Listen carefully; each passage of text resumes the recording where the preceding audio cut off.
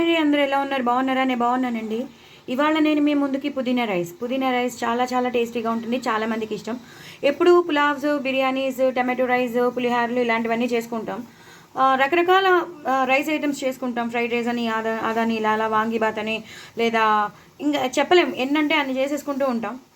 బిస్బెళ్ళి bath అని, కిచిడి అని ఎన్నో చేసుకుంటూ ఉంటాం.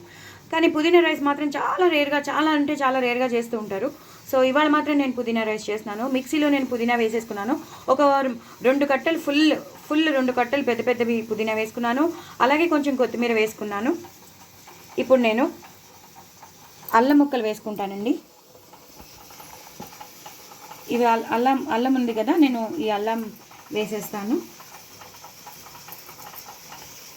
నేను ఒక 2-3 ఇంచుల అల్లం తీసుకున్నాను. అలాగే పచ్చిమిరపకాయలు, ఇలా కట్ చేసిన పచ్చిమిరపకాయలు, కొన్నేమో చీల్చేసాను, కొన్నేమో ఇలా వేస్తున్నాను. ఒక 7 to 8 పచ్చిమిరపకాయలు వేసినాను.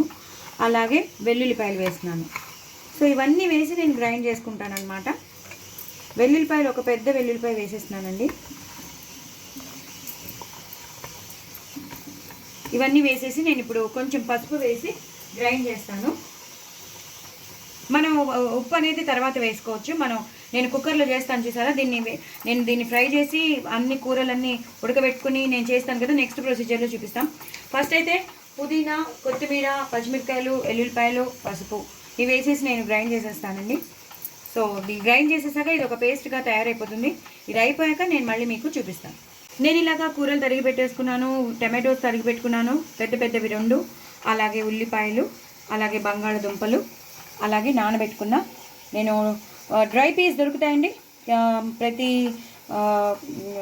మాల్స్లో కానీ మన డిమార్ట్స్లో కానీ దొరుకుతాయి.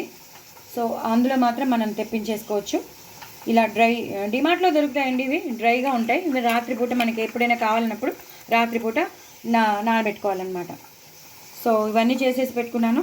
ఇంకా కుక్కర్ పెట్టేశాను. కుక్కర్లో అన్నం ఉడుకుతోంది. అన్నం ఉడికేసాక నేను నెక్స్ట్ ప్రొసీజర్ మీకు చూపిస్తాను. నేను చెప్పడం మర్చానండి, టమాటోలు కూడా వేసేస్తాను. టమాటోలు వేసేసి నేను గ్రైండ్ చేస్తాను. సో దట్ బాగా ఆ పులుపు ఆ పుదీనాకు పట్టేస్తుంది అనమాట. సో మనకి టమాటోలు ఎక్కడ కనిపించవు. సో మొత్తం టమాటోలు ఎన్నైతే నేను చేసి పెట్టుకున్నానో అన్ని టమాటోలు వేసేసాను.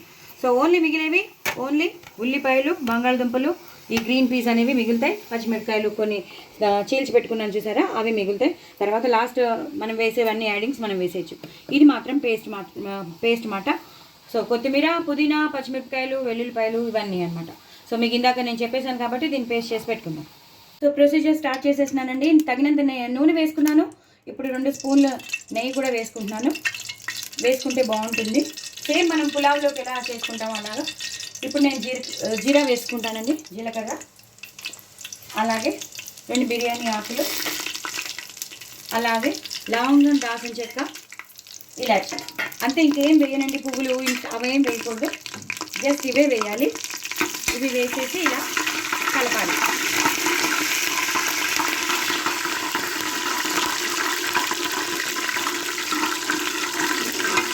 ఇవి ఒక్కసారి వేగిపోయాక ఈ లవంగాలు, దాల్చిన చెక్క, ఇలాచి అన్నీ వేగిపోయాక నేను పచ్చిమిరపకాయలు వేసుకుంటానండి. నేను ఇందాక పచ్చిమిరపకాయలు పేస్ట్లో వేసాను. ఇప్పుడు నేను కొన్ని వేసుకుంటున్నాను. చూసుకుని వేసుకోండి, మీ కారానికి తగినంత వేసుకోండి. అవి ఒక్కసారి వేగాలి అంటే ఆ పచ్చితనం ఒక్కసారి పోయాక, నేను హైలో పెట్టేసుకున్నాను కాబట్టి అన్నీ గబగబా అయిపోతాయండి.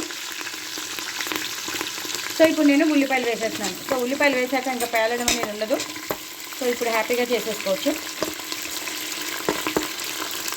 ఇది ఒక్కసారి ఇలా వేయించాలండి. ఇవన్నీ వేయించాలి ఇలా మొత్తం ఈ మసాలాతో పాటు ఈ ఉల్లిపాయలు కూడా వేయాలి. అలాగే కొంచెం పసుపు వేస్తాను. ఆల్రెడీ పేస్ట్లో వేసాను. ఇప్పుడు కొంచెం పసుపు వేస్తాను. వేసేసి ఇలా కలిపేసుకోవాలి. ఇది ఒక్కసారి మగ్గాక మీకు మళ్ళీ చూపిస్తాను. సో అవన్నీ వేగిపోయింది కదండి. ఇప్పుడు నేను అసలైన మన ఇంగ్రీడియంట్ పేస్ట్ వేసేస్తున్నాను. మనం చేసేదే పుదీనా రైస్ కాబట్టి నేను మొత్తం పేస్ట్ వేసేసాను. మొత్తం ఎంత చేసుకుంటారో మీ రైస్ తగిన బట్టి మీరు చేసుకోవాలి. మీ రైస్కి తగినంత మీరు పేస్ట్ చేసుకోవాలి. అంతేగాని కొంచెం తక్కువ అయితే బాగోదు, ఎక్కువ అయితేనే బాగుంటుంది. ఎందుకంటే మనం చేసేదే పుదీనా రైస్ కాబట్టి తక్కువ వేస్తే బాగోదు. ఆ పుదీనా ఫ్లేవర్ అనేది వస్తూ ఉండాలి కాబట్టి నేను పెద్ద 2 కట్టలు వేసేసుకున్నాను, 1 కేజీ కన్నా కొంచెం ఎక్కువ ఉన్న బియ్యానికి. సో దాన్ని బట్టి మీరు ఆలోచించుకుని చేసేసుకోండి. సో ఇలా అయిపోయింది కదండి. ఇప్పుడు దీన్ని ఒక్కసారి ఇలా కలిపేసుకోవాలి. ఇలా కలిపేసుకుని దీంట్లోనే మనం తగినంత ఉప్పు వేసేసుకోవాలి. అలాగే కొంచెం కారం, మనం పచ్చిమిరపకాయలు బాగానే వేసాం కాబట్టి నేను కారం తగ్గిస్తున్నాను. కొంచెం ఉప్పు పడుతుంది, నేను ఉప్పు కొంచెం వేసేస్తున్నాను. వేసేసి ఇలా కలిపేస్తానండి. మొత్తం ఇలా కలిపేసుకోవాలి. దీని పచ్చివాసన అంతా పోవాలి. దీని పచ్చివాసన పోయేటప్పుడే మనం ఈ పచ్చివాసనలోనే అదే దీంట్లో వేయించేటప్పుడే మనం నానబెట్టుకున్నాం కదా బఠానీలు, అవి వేసేస్తున్నాం. ఎక్కడ మనం నీళ్లు వేయలేదు, చూసారు కదా. నీళ్లు వేయకుండానే మనం ఈ పేస్ట్ అనేది చేస్తున్నాం. సో మనం ఎన్నైతే నానబెట్టుకున్నామో, నేను ఒక పెద్ద కప్పుతో నానబెట్టుకున్నానండి. సో అవన్నీ వేసేస్తున్నాను. అలాగే బంగాళదుంపలు కూడా వేసేసి కాసేపు మగ్గనివ్వాలి. ఎందుకంటే మిగతావన్నీ పేస్ట్లో ఉండిపోయాయి, టమాటో పేస్ట్లో ఉండిపోయింది, ఉల్లిపాయలు వేగిపోయాయి. కానీ ఇవి మాత్రం కొంచెం ఉడకాలి కదా, మనం వెంటనే రైస్ ఐటెం వేయాలంటే ఇవి కొంచెం ఉడకాలి కాబట్టి ఇది ఒక్కసారి ఇలాగా మగ్గనివ్వాలి. మగ్గాక మీకు మళ్ళీ చూపిస్తాను.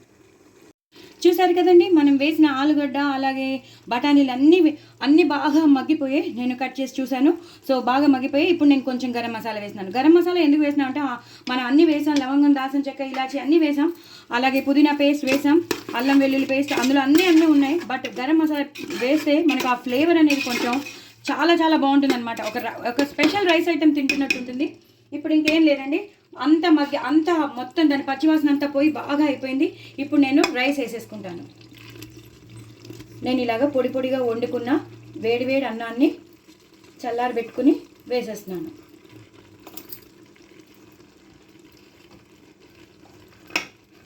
ఇలా వేసేసుకుంటానండి. ఇంకా కొంచెం అన్నం ఉంది, నేను వేస్తాను. బట్ అది అంటే నేను ఒక్కదాన్ని వేయడం కష్టం కదా. నేను ఫస్ట్ మీకు చూపించేస్తే మీకు అర్థమైపోతుంది.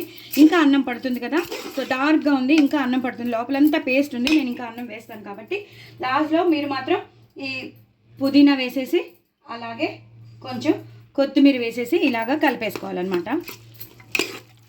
అలాగే కొంచెం నెయ్యి వేసేసేయాలి. ఇది ఎందుకు నేను చూపిస్తున్నాను అంటే మొత్తం అయిపోయింది. ఇప్పుడు ఓన్లీ నేను కొంచెం రైస్ ఐటెం కలుపుతాను, అంతే. రైస్ ఒకటి కలుపుతాను. సో ఇలా అయిపోతుంది అనమాట. నేను మొత్తం అంతా పుదీనా రైస్ అయిపోయాక మీకు చూపిస్తాను. చూసారు కదండి, నేను మొత్తం అన్నం అంతా వేసాక మీకు కలిపాక చూపిస్తాను అన్నాను కదా. చూసారు కదా, బఠానీలు, బంగాళదుంపలు, ఉల్లిపాయలు, పేస్ట్ అంతా ఇందులో కలిసిపోయి సూపర్బ్ అంటే సూపర్బ్ పుదీనా రైస్ అండి. ఇప్పుడు లాస్ట్లో మాత్రం ఒక్కసారి మనం నెయ్యి వేసేసుకోవాలి. లాస్ట్లో కంపల్సరీ వేసుకోండి. ఎన్నిసార్లు వేసుకున్నా టేస్ట్ ఎన్హాన్స్ అవుతుంది, కానీ టేస్ట్కి ఏం లోపం రాదు. చక్కగా నెయ్యి వేసేసుకుని లాస్ట్లో కొంచెం కొత్తిమీర అలాగే పుదీనా, ఎంత పుదీనా రైస్ అయితే మాత్రం పుదీనా వేయాలి, అలాగే కొత్తిమీర కూడా వేసేసుకోవాలి. కొంచెం కొత్తిమీర వేసేస్తాను. అయిపోయిందండి. మీరు దయచేసి మీరందరూ తప్పకుండా నా ఛానల్ సబ్స్క్రైబ్ చేసుకోండి, సపోర్ట్ చేయండి. వెరీ టేస్టీ పుదీనా రైస్ ఇలాగే చేసుకోండి. చక్కగా పిల్లలకి పెట్టండి, మీరు కూడా తినండి. డైజెషన్కి చాలా మంచిది. సో డూ ట్రై ఇట్ అండి. నా ఛానల్ మాత్రం సబ్స్క్రైబ్ చేసుకోవడం అసలు మర్చిపోతే ఎంతో ఈజీగా చేసేసుకోవచ్చండి. బాయ్ అండి.